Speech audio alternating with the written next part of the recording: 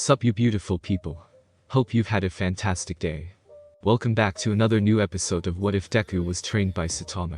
Don't forget to shower some appreciation onto the incredible author responsible for this fanfiction.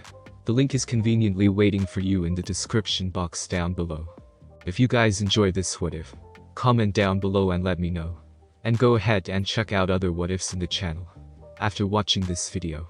Before we get into it though, don't forget to subscribe and leave a like, and also share this video with your friends. So let's start this video. Overhaul grew up surrounded by madness. Everywhere he looked, the mad walked about. If there was one truth in this world, then it was that the world had become diseased. The world was infected by the disease known as quirks. Intoxicated by quirks, humans would come to strive for things that could only be called unnatural. To be a superhero was a wish many around him had made. In any other era, it would have been nothing more than some childish fantasy that people abandoned as they grew up. Yet, in this world with quirks, children stopped growing up. With these quirks, they would dream. Well into adulthood, they would cling on delusions. These children would grow up into equally immature adults that would put on colorful costumes for the whole world to see. Villain bastards. These children growing up to admire such delusional adults would see the world in black and white. When he was left alone to fend for himself, Pops had taken him in. Pops was a Yakuza boss, and in this world drunk on justice, people like him felt the pressure. No matter what oaths or honor people like them follow, the world drunk on justice would never accept them. Anyone that did not fit the mold this unrealistic world pushed was a villain. Never mess with honest folk, Chisaki. That was a rule that Pops had pushed onto him, yet in this world of theirs, who were these honest folk?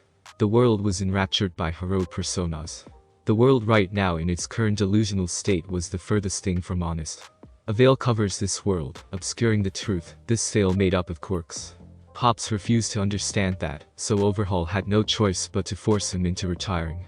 Currently, Overhaul was in the middle of sizing up his new pawns, which he had captured from that low-security convoy.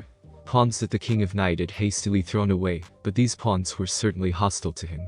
He could feel the glare and could already tell that the League of Villains was a troublesome bunch. Shigaraki, the so-called leader, was a dime-a-dozen man-child that this world incessantly cranked out, and his followers were the same. Morons cranked out just to be consumed. The only reasonable one of the lot was an obscure mass of black mist in a suit that was trying his best to calm everyone down. Kurogiri seemed like someone smart enough not to be captured by those heroes. He was something like a butler or a babysitter, and Overhaul had always been looking for a better babysitter. When negotiating, it was important to establish the pecking order. You should do your best to understand your position as nothing more than overhyped children. It would be best if you left everything to an adult like me. Before the one who wore sunglasses indoors could act up to the proposal of unconditional surrender, someone started muttering during the meeting. You're the same as those corny heroes, aren't you? Those words were uttered by the youngest one, who didn't take Overhaul's dismissal of Shigaraki all too kindly. Overhaul did not exactly have the most intimidating build. He wasn't a hulking monster, nor did he have any horrific physical mutation caused by some quirk. Looks were deceiving. The little boy with the horned hat did not know who he was dealing with. "How dare you speak," was all a certain devout underling could utter before he was cut off. "Settle down, Nemoto." Even if Overhaul hated quirks, he could not deny the utility of a truth talker during negotiations. How am I the same as those corny heroes? Overhaul did not like the comparison. Shooting a malicious glare, the little boy started to tremble, but his faith in his beliefs were greater than his fear. Kauta continued talking to reinforce what he believed in, and what he'll continue to believe in. Quirks have ruined the world, that is the belief that Kauta continues to carry. Just because of some fancy quirk, people are all mad like the man in front of him. Putting on some corny mask. Acting like some corny comic book villain. Kids should be seen and not heard. As a child who lost his parents and was passed on to a relative, he was a child with absolutely no power, but now that he was following Shigaraki, things could start to change. If he wanted to take the reins over his own life, he could not back down now. "What are you insinuating?" says Nemoto. The boy was unnerved by Nemoto's glare, but his beliefs were able to overcome that fear. Overhaul decided to humor the young boy. He still wasn't quite sure what to do with a weakling in his ranks, but it wasn't bad to find out what today's youth believed in. "Boy, what's wrong with this world? Quirks?" The little boy spits out truthfully under the effect of Nemoto's quirk. The witch doctor's mask hid the smirk that bloomed on Overhaul's face, that surprised even himself. It seemed that the new generation was far from hopeless. I might actually have an important job for you specifically. In this infected world, Overhaul alone had the cure, but the one with the cure coursing through her veins needed to be thoroughly educated. Adults could not get through to children, but other children were a different story. The nightmare had passed and it was morning once again, yet it was guaranteed that no one got a good night's sleep. Breakfast was held outdoors and everyone was looking groggy. The meal consisted of nothing but MREs, not a far cry from what soldiers centuries ago ate. Everyone was too tired to catch their own meal, not that any wildlife would be available for catching considering yesterday's events. Any fresh food in storage was thrown out in fear contamination, judging by what happened to some of the kids from Class B. In short, the trip to the forest lodge did not go according to plan. The schedule was broken a few hours after the first day. With the exception of Pixie Bob, the pussycats were all missing in action. In times like this, it was natural to assume that the trip would be cancelled, but crime is akin to lightning. Crime strikes without warning, but it rarely strikes the same exact area twice. Aizawa looks at the ground. Twice was here. Was scribbled messily in the dirt along with a crude doodle. Once the protectors of the peace are put on high alert, it is only natural for villains to flee the area. As such, it was only natural to have the kids stay put for a while, with the exception of the critically injured. Things really are quiet. Bakugo's absence created an unnatural stillness. The several bone fractures were somehow enough to shut him up as he was carted into an ambulance without much fanfare. Tokoyami was carted away as well. All transports were overloaded with the militant villains they had rounded up, so Recovery Girl had come to tend to the minor injuries of the students that could still move. All aspiring heroes have to face the fire eventually, and the first years of UA, especially Class 1, have faced it several times already. Even when faced with the grim reality, the kids remain unfaltering. Certainly different from last year's batch. Aizawa looks onto the prosthetic arm that he was hastily assigned. He was having trouble eating breakfast with it. Red. It was certainly one of higher quality than what one can find from a back alley doctor these days, even if he wasn't too thrilled about the color. It was one of the perks of being a hero. It seems I need to step it up. Losing a limb or two wasn't uncommon for a hero. The math teacher Ectoplasm was such a hero who sported prosthetic legs. Depending on what skills a particular hero employed, such losses were not career-ending. The metal fingers are extended and closed in a fist. He tries to pick up the fork, but he falters as the fork falls out of his hands. One could not call oneself a hero without learning new tricks on the job. Aizawa turns to Kirishima, who was looking at the prosthetic with awe despite his worn appearance. You can't be serious. Rocket Punch was a special type of move that many young boys had dreamed of having for generations, even before the advent of quirks. With the advances in prosthetic technology, fiction had become non-fiction. But Rocket Punch, how can I not be jealous? Kirishima looks at his own arms and the burn marks on his skin. He was close to losing his arms a few hours ago, and was contemplating his decision before Mina punches her horn buddy on the back of his head. You seriously can't be thinking of that. The burns on his arms were certainly something different than what her own acid could produce. She initially thought she could have given some advice, but his burns were caused by heat. Kaboom. It seemed that some of them were outright skipping breakfast. The earth around them was ravaged. Earth was piled up in large bricks. Pixie Bob, still littered in injuries, was desperately searching, but she could never unearth what she had wanted to see, even with the help of the strongest first year. Deku digs his fingers into the earth and flings it upward, while Pixie Bob keeps it together with her quirk. It hurts, were the words of those still living, entrapped in the large clump of dirt that was now Ariel. They were like baby loaches squirming around in a piece of tofu. Deku tries to take his mind away from what was in front of him, and he ended up thinking of dojo tofu. Deku tries to ignore his hunger and continues his monotonously morbid task. Pixie Bob ignores the cries of the perpetrators of yesterday's attack. In her mind, her missing teammates were her only priority. The police, accompanied by several heroes, had already raked the land the day before, and only found more members of the terrorist cell. They had left after loading the villains onto vans, and had told her to get some rest, but she could not sleep. In her mind, her teammates should be still out there. Terror Vault. Deku takes a deep breath and separates the bodies from the large blocks of earth. Some were living and some were dead. Despite being people of the earth was not necessarily their ally. My fingers. Deku had dealt with bodies encased in ice once before, so what he was experiencing wasn't too new, though there was an important distinction. The bodies trapped in earth were his doing. Those crying for help right now were his victims. The The heroes yesterday conducted a thorough search, but there did not seem to be an end to those that chant Terror Vault. There were always more, it seemed. He takes a breath as he separates the living from the dead. The people of the earth were fragile to Deku, but they were still hardier than the average human. Those dead were all victims of asphyxiation rather than physical injuries. A slow and arduous way to go, but Deku shoves that thought out of his mind. As long as they could draw breath, the survivors would be fine even with their morale broken. To extend a hand to aid those that he had torn down may have been nothing more than something selfish to appease his guilt, but there isn't a reason why you shouldn't help people. As long as there are people in need of help, Deku will help them as a matter of course. That was his underlying instinct. The well-being of innocents and other heroes would always be put above the well-being of villains. That was what a hero should do, and that was what Deku had done. The king. The king, is what one of the helpless subterraneans cries. Deku grits his teeth and empties his heart, but what he cannot deny is that loyalty is not something limited to the righteous. If Kauta was asked about what conspired during the last few hours, he could only come up with a blank. He was tossed unceremoniously into a room with the iron-bolted door shut behind him. "Open up, you fake doctor." No matter what he did, the door did not budge. It was clear that the fake doctor was still on the other side of the door observing things. The cameras located at every upper corner of the room made it obvious that someone was watching. Kauta bangs and bangs, but to no avail. He could not escape. He desperately tries to pry open the mailbox slip, hoping he could somehow knock the door hinge off with a jet of water, but the slit would not open. He tries blasting it with water, but that does nothing. He could feel a gaze upon his back as he did this, and he turns his neck to meet that gaze. The little single-horned girl in the corner wrapped in a blanket quickly covers herself in it to avoid eye contact. Kauta stares at the door once more. "Shitty adults," was all he could mutter under his breath.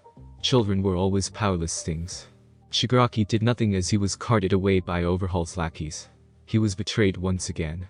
"We'll be back soon," was the lie his parents had told him years ago. Adults were all liars. Pairing analysis for the future. Entry 13. Koch-chan X. Alien Queen. Koch-chan's quirk is the combination of oxidizing sweat and glycerin from his parents. His father's acidic sweat had combustive properties, but he could not secrete it at will as opposed to his mother, who could secrete a glycerin-like substance from seemingly any part of her body. Koch-chan in contrast seems to limit his quirk to his palms, and recently his feet. Exurian sweat glands are found all over the skin, but are found in the greatest density around the palms of the hand, soles of the head and the face. The reason he focuses his quirk in his hands is a safety issue. Hands are the part of the body with the most dexterity after all. By forming his fingers in different shapes, he is able to achieve different effects. Standard explosions, flash bangs, stun grenades, smoke grenades and shaped blasts. Explosions grant him a great degree of mobility as he zooms through the air. Update. Armor-piercing shot, which he used against Muscular, takes advantage of the Monroe effect, where the explosive energy is focused into a hollow cavity. His fingers form a pseudocone to resemble a shaped charge, but shaping one's fingers can only get you so far. Koch-chan is smart, so he added sweat storage units to his costume, in the form of those tacky grenade-themed gauntlets.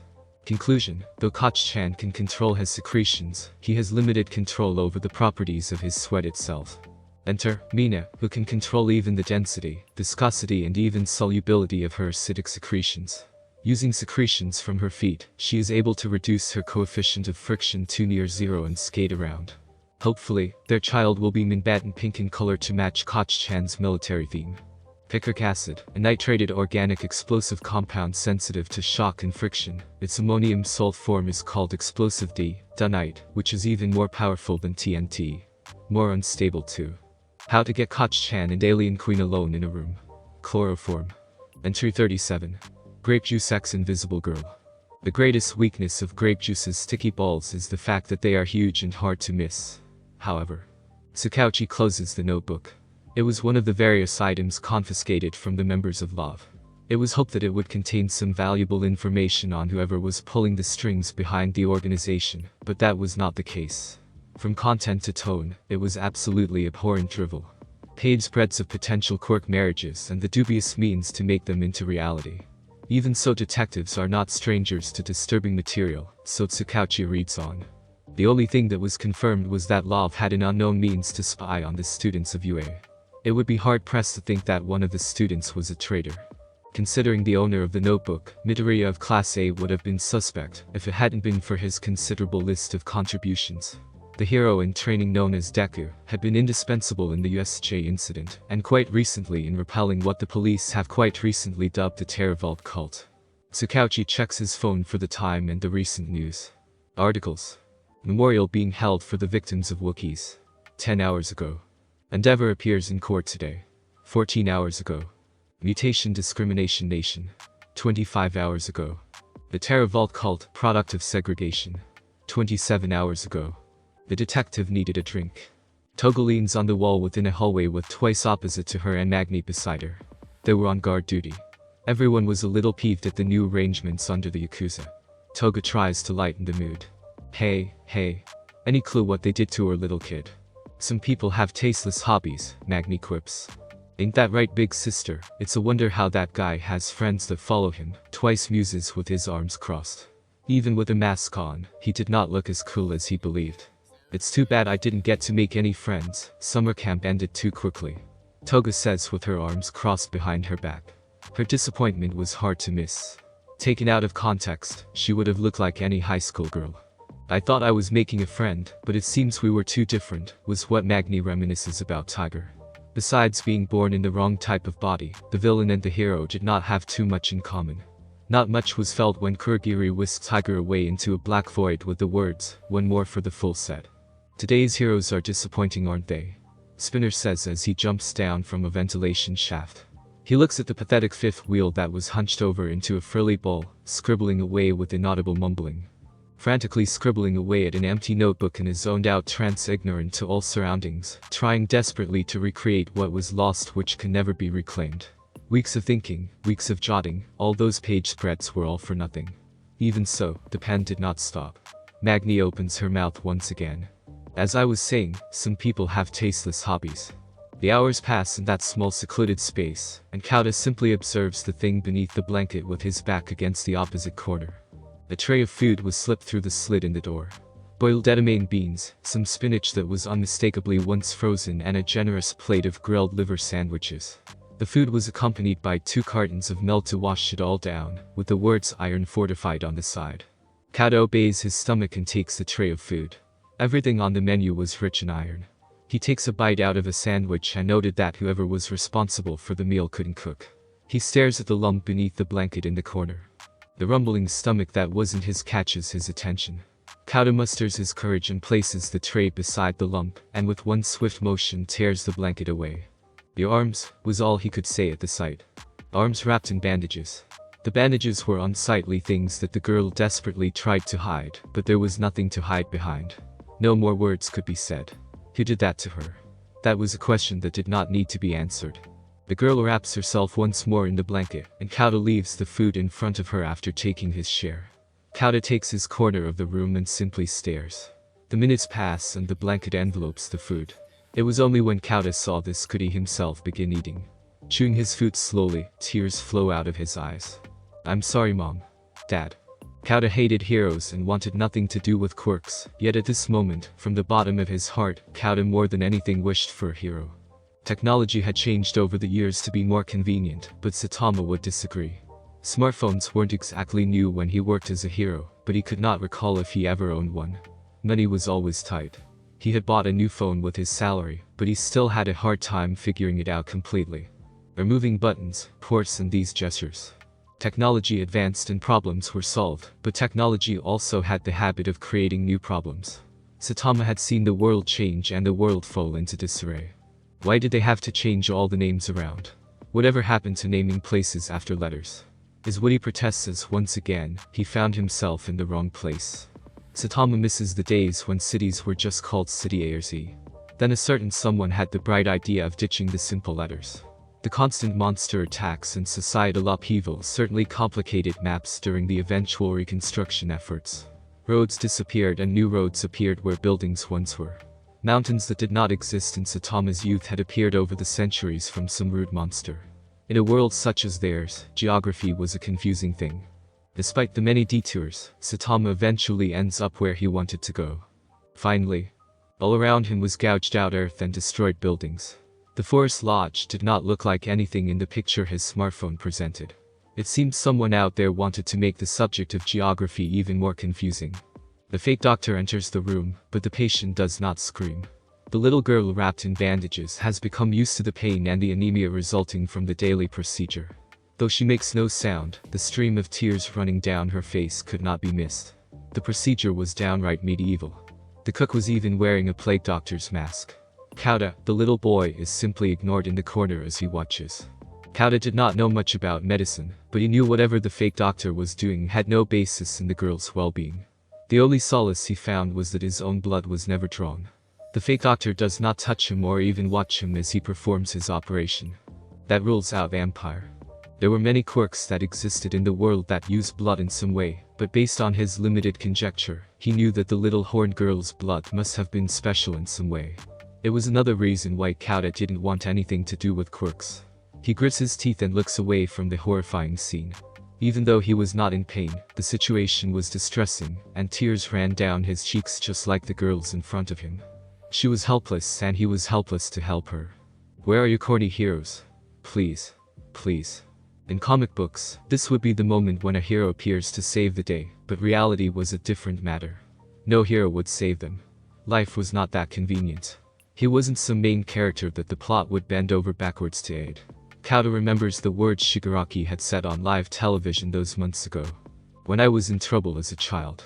The heroes will, before long the heroes will. Everyone said things like that, but truthfully, they were trying to ignore me, brushing me aside, so they could continue smiling like nothing happened. It's not like it's their responsibility. A hero will do something, but by the same measure. Kauta grits his teeth and clenches his little fists. It's not my fault. If a hero won't show up, then it's not my fault if I. Splash. Overhaul's clothes and his mask was drenched with water with obvious origin. The water drips all over the floor, and Yuri is taken aback by what had just transpired. Whatever was happening wasn't routine. Overhaul was not amused. Wet and damp, the breeding ground for mold. It was unsanitary. It was unacceptable. It was unacceptable. It was unacceptable. It was unacceptable. It was unacceptable. It was unacceptable. It was unacceptable. You.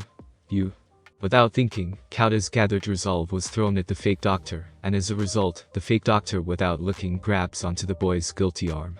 For but a moment, Kauta felt an indescribable pain as his arm was unmade and remade right in front of him at high speed. It happened so fast, he couldn't believe it actually happened. It wouldn't have been a stretch that everything in front of Kauta was nothing more than a nightmare he just had to wake up from, but in this world with quirks, nightmares were reality. "Gah!" is the short cry the young boy lets out, trying his best to suppress the phantom pain. The fake doctor turns his neck and adjusts his focus to the edge of his sight, where he spots the boy who had just splashed him with water. With water that wasn't boiled first. With water that certainly did not come from the tap. With water that certainly did not come from a bottle from a safe, reputable source. With water that wasn't checked for microbial content. Considering quirks were all biological mechanisms, who on earth knows what was festering in that water? Kauta tries to speak, but that was all that he could produce from his mouth. The fake doctor's plain appearance turned out to be nothing more than a lie. In front of the young boy, the devil was standing before him, devouring his sanity with his stare. Ha! Overhaul breathes out and tries to collect himself. The boy wasn't acting like he had planned and never do so if the boy was reduced to a sniveling state. It seemed the boy needed to be educated before he could be counted upon educating Yuri. You say you don't want anything to do with quirks. Overhaul takes out one of the failed prototypes. If the boy can make Yuri more cooperative, then it would have been worth the cost. He walks up to the boy with the syringe in hand and kicks him in the stomach for his transgression. The boy falls over with saliva contaminating the floor. Cough, cough. Kauta is sprawled belly down on the floor. Kauta almost loses his lunch, and before he knows it, he feels a sharp piercing pain in his hand. Ah! Kauta grits his teeth trying to tone down his voice. Instead, his fight-or-flight response kicks in, and he whips his hand out with fingers outstretched, but nothing is produced from his open palm. Ha! On the floor that was once jabbed into his arm was a used syringe. The broken needle was still burrowed in his skin. It would have hurt, but the young boy was high on adrenaline. Despite that, he did not lose his reason. It's only temporary, but for now, you have no quirk. I pegged you as different from the masses, so you must know the value of my work, is what comes out of the plague doctor's drenched mask without much emotion. No quirk. The fact takes a while to settle in. No quirk. Kata's breathing intensifies. Ha! It was a strange feeling, but his quirk was gone. The thing he had inherited from his late parents. The thing he had for a good chunk of his life. The thing he blamed for all the ills of the world was no longer something he had a slice of. The footsteps do not register in the young boy's mind. The fake doctor steps out and slams the door behind him with him shouting for a change of clothes. Ha! Even though his quirk was gone, water was pouring out of his body. Not from his hands, but from his eyes. All for One paces around and inspects his storehouse of Namu. Each one placed in a crude tank. The hidden biomedical facility was a crude one, but even so, All for One knew for a fact that it was better than what the Yakuza had. Why else would they ask his student of all people for money? He had fully received the little souvenirs from his student's short trip to summer camp courtesy of Kurogiri. The full set of quirks from the wild pussycat save for one. All but one. His fist is clenched in annoyance as Pixie Bob was still required to complete the full set. He wonders if what his student did was intentional. Nothing aggravates collectors more than a near-complete set. Shigaraki was always a little cheeky, but to have enough gall to pull something over his dear old sensei. All for One's cheeks were starting to hurt, and it wasn't because half his face was missing. He was missing his face for several years now, and that hasn't changed recently as he felt his hands over his face. It was then he realized that he was smiling. Ha ha ha ha ha ha.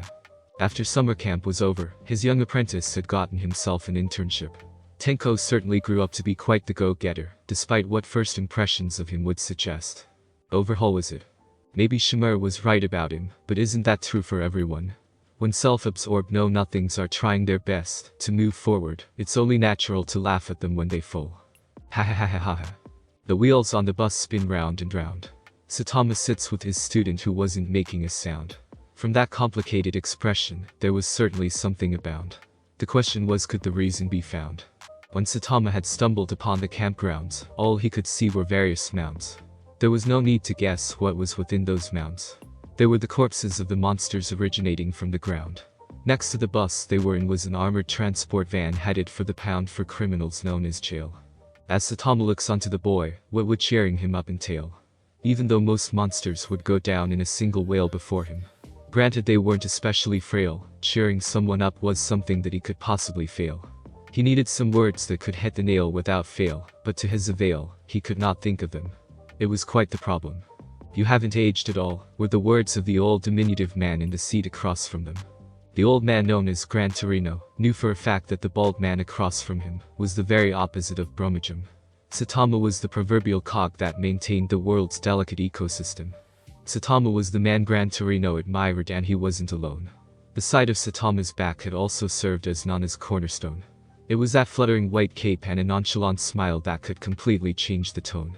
His mere presence is enough for any heavy atmosphere to be undone. Saitama certainly was a hero that many had once sought to emulate. Saitama looks at the short elder and begins to contemplate. "You seem shorter," was all Saitama could think to utter. "You remember?" "How could I forget?" the bald man says with a cheeky smile. For someone like the Cape Baldy whom the populace took for granted, even the little things come a long mile. Many times his thoughts drifted away. A thankless job he had worked, monotonous day after monotonous day. As a hero, the people he had wanted to save kept drifting farther away, yet there were always moments that convinced him to stay. Every once in a while, he would meet a kid or two that would make him remember the reason why he started his path and continued to stay on that path. Like his old companions who had become relics of the past, he would always meet new people that would prevent him from becoming a total apath. That atmosphere-clearing smile that bloomed on Saitama's face was infectious, and Deku who sat beside him regained his own conviction. A smirk forms as he relaxes and is relieved of his hypertension. A palm is slammed in the back of Deku's back without any admonition. There will always be bad days, but if a hero runs away, who will stay and fight? I can't say you aren't right. Such was the end of the young boy's short personal plight. It had always peeved Gran Torino that Saitama had never gained the same notoriety as All Might. Saitama too was more than just a hero that had never lost a fistfight. It seemed that his shining scalp was simply too bright, blinding the majority with that beckoning light. Mario was never a natural with his quirk. Permeation was always a finicky thing that seemed to cause more trouble than it was worth. He was no stranger to falling through the floor, losing his clothes or getting stuck in walls, but if he was never born with such a troublesome quirk, he would never have found his resolve. He had almost drowned one day because of his finicky quirk, but a passing hero had saved him. Accidental deaths caused by quirks are a natural thing in this world of theirs, but even so, people continue moving forward. It was by moving forward that he gained the guidance of Sir Night-Eye, and only through that guidance did he get as far as he had. The ability that was almost like a disability became a superpower because of Sir Night-Eye's meticulous instruction. From that frame of reference, unfortunately, that it was obvious that All Might's guidance was somewhat lacking. They were situated in the middle of one of UA's exam centers that were supposed to be filled with fake buildings, but they had all been reduced to rubble. All Might's voice reverberates in that wasteland. Squeeze your buttocks and in your heart, yells Smash. Mirio puffs his cheeks and does what he is told and attacks the series of walls erected by Cementus. Smash. A mighty gale originating from Mirio's fist knocks a row of concrete slabs like dominoes. Sir Night-Eye looks on with his expression hidden behind his glasses. The power of One for All was certainly great, but Cementus, who was called in to quickly erect new targets, had something to add. Isn't it about time you practiced something else? Sir Night-Eye, his look screamed accountant rather than hero, let alone All Might's former sidekick, tried to break it gently to the sentient slab of concrete. With his eyes hidden by his glasses and the trick of the light, the following words are dropped. They tried. It was true that the stockpiled physical power of One for All was undeniable, but the fact it was overkill for 99% of hero work was also undeniable. The work of a great hero involved many things such as rescue, apprehension and avoiding property damage. Heroes rarely go for the kill, and 100% was simply 1000% overkill. Such things usually required a light touch, and this light touch was not something All Might could teach to Mirio. I don't think I can use this in most fights, is the unfortunate truth that Mirio forces himself to say. It would certainly be a PR nightmare if you used this against every villain you came across, that's for sure, as All Might is reminded of Gran Torino's long stories about Saitama's rather poor reputation. Mirio was getting tired and his muscles were getting sore, throwing 100% over and over again. Putting in 100% was all he could do. Mirio had trained under All Might for a while, but what he had gleaned under that time wasn't much. Mirio hoped that Night-Eye could pitch in and help him uncover the intricacies of his new quirk, just as he did with his original quirk. It was for that reason, Night-Eye was invited to watch. He looks at his reliable mentor with eyes that seem to say, "Help." Sir Night-Eye turns to the face of the genuinely smiling All Might, who seemed to be elated with the progress, and turns back to Mirio, shooting a pleading glare. But he looks so happy. It took Mirio years to figure out the intricacies of his quirk, and it wasn't until he interned under Sir Night-Eye that his quirk truly became a viable tool for a proper hero. In that stretch of time before that fateful meeting, he had trained his body religiously and it showed. Considering the wardrobe malfunctions his quirk tended to cause, his honed physique was hard to hide. You know that heroes are special, right? Anyone off the street can train their body, but with a quirk like the Thank you for your patronage. Respond with thumbs up and a smile, maybe throw in some tongue for good measure. It was always important to keep positive. In the end, his efforts weren't wasted. Even without using his quirk, with his strength and skill alone, few could match him in a fight. The physique he honed over the years was the reason why he was able to inherit One for All without too many complications. His quirk permeation allowed him to turn any part intangible. When used on his entire body, the world could no longer influence him, but he could no longer influence with the world. In those moments, where photons could not touch his eyes and his lungs could not receive any oxygen had honestly kept him awake as a child, but to become a hero, one must eventually overcome such things. My quirk permeation, when I use it, it's either on or off, 0% or 100%, there is no in between, only absolutes. That was the fundamental problem he had with One for All. 100% was simply overkill in most situations a hero encountered. If only we had ramen sooner. He was suspicious of All Might's secret and this hypothetical One for All. He honestly thought it was a ploy to get him to train harder, like the divine water one could find on top of a certain tower. All Might's persistence was a little unsettling to say the least. He tried to refuse eating that strand of hair on several occasions, even with Night-Eye yelling at him through the phone.